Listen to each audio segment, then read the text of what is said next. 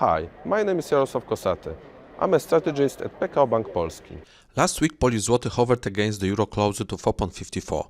Poor local manufacturing PMI reading for April kept investment sentiment towards PLN at low levels. Additionally, sharp fall of US non-farm payrolls reading for April supported global risk-off attitude, which also did not help the zloty. Let's take a more detailed look on these factors which stood behind Polish zloty stabilization last week. Last week's Polish manufacturing PMI release for April showed a deep decrease. Polish data came at 31.9 versus market expectations at 34.6 and 42.6 and countered previously in March. The number was the lowest in C3 region, as in Czech Republic it was 35.1 and 33.6 in Hungary. It was also lower than in the corresponding period in the Eurozone, which was at 33.6.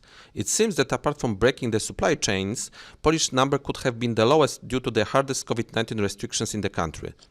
Finally, Friday's US labor data also could not provide some support for the zloty.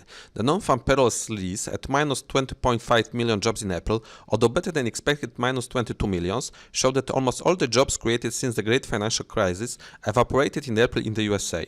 Such a bad reading fueled risk-off attitude on global financial markets, which in result could not be helpful for the zloty last week.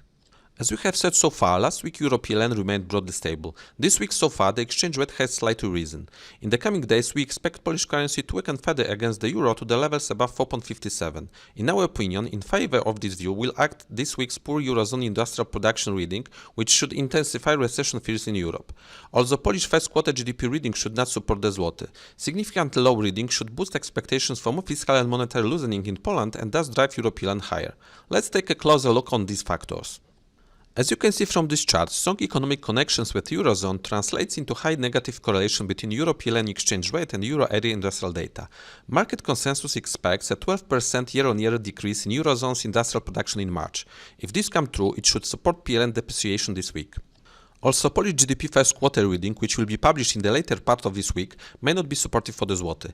PKO Bank Polski estimates that in the first quarter, Polish GDP growth may have fallen to 0.5% from 3.2% in the previous quarter.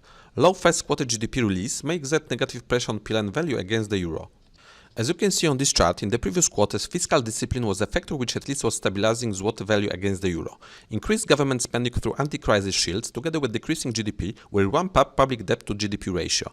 Although first quarter GDP reading do not fully comprise the pandemic period of COVID-19 in Poland, low reading will, in our opinion, intensify expectations for looser fiscal policy, which will put PLN under depreciation pressure. More fiscal spending also should boost expectations for looser monetary policy. Apart from NBP asset purchases, market currently expects that interest rates in Poland will fall further. Poor first quarter GDP reading may only reinforce these expectations, which definitely will not support the value of the zloty in the coming days. Thank you for your attention.